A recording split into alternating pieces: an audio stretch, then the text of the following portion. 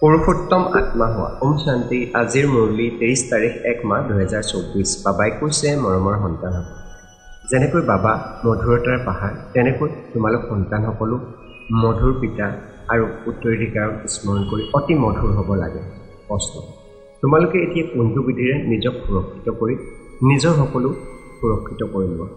উত্তৰ: তোমালোকে কোৱা, বাবা দেহসহিত এয়া যি লামলোকতো আছে, আমি নিজৰ সকলো আপোনাক দিওঁ। আপোনাৰ পৰা আকৌ তাত ভৱিষ্যতে সকলো লওক।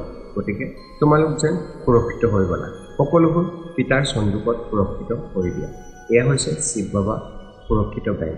তোমালোক বাবাৰ সুৰক্ষাত থাকি অমৰ হৈ যোৱা। তোমালোকে কালৰ ওপৰত বিজয় প্ৰাপ্ত কৰা। শিৱ বাবাৰ হলা যেতিয়া সুৰক্ষিত হৈ গলা।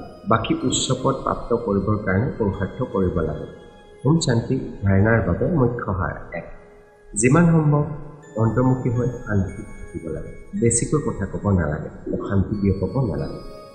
অতি মধুৰতাৰে কথা ক'ব লাগে, কাকো দুখ দিবও নালাগে, ক্ৰোধ কৰিব নালাগে, বহিমুখী হৈ বুদ্ধিত ভ্ৰমিত কৰিব নালাগে।